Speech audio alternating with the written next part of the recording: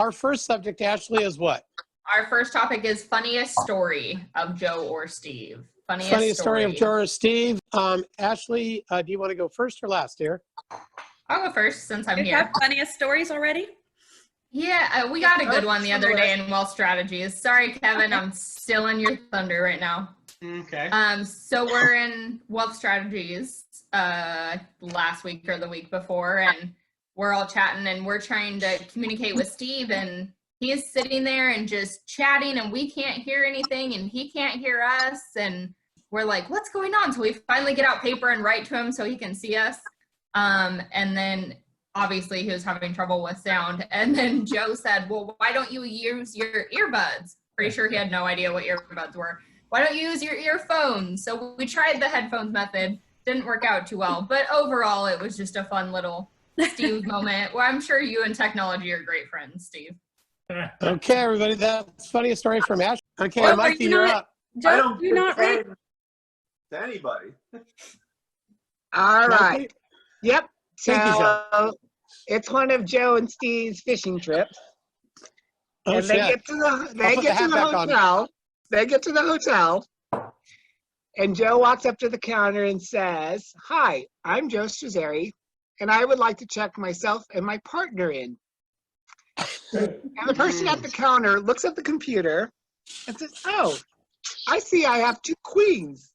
Would you like a king instead?" Meanwhile, I'm hugging on Steve, very drunk. So that's the story. Hey, oh, Jessica, Okay, nice costume. This is a this is a Steve moment. She changed. I did. I want you guys to be a little surprised. Okay, this is a Steve moment, and it was so I had been working at the firm for about a month into when we decided to have the infamous party bus team get together. Me too, by the way. Yes. And so I was still What an getting intro. to know everyone, and so I was just like, still forming opinions, and it was the end of the night, so that's all I have to say to everyone. People were getting loaded into Uber Blacks. People were chain smoking that don't usually smoke, Stephanie, and then All of my cigarettes. Yes, it was your cigarettes. And then the people that didn't get sent away in Ubers went back into the party bus. And when I stepped back in, all I see is Steve, like this on the party bus with a china, like a teacup, not a coffee cup. It was like actually a little teacup, and watching, just with a big smile on his face, just everyone downward spiral. He's on a pole. What a great show. Everyone is a mess, and he's just nodding along, just waiting to go back to his bride. And I'm just like, Steve is my favorite. Very cool. That's my memory. All right, ratings. All right, I'll go. The next one better be about Joe. I haven't.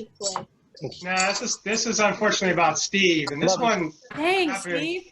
This one happened recently, and Amanda and Alexis were there. It was in the afternoon, and Steve had an appointment. And he busts into the back of the office, and he has no shirt on. Oh, you stole mine. No. You stole mine. No. And the best part, I mean, Steve was funny being without a shirt on, but I think the best part was the commentary around it and the fact that he was really working hard to get that fee. Yo, sure. And I don't think we landed the client. Wow. Don't let Steve take his shirt off. No, that was hilarious. You got a free show. That was pretty good. So, Amanda, you're up. Fine. Did I? That's what you get by looking. That's why you gotta go first. Amanda?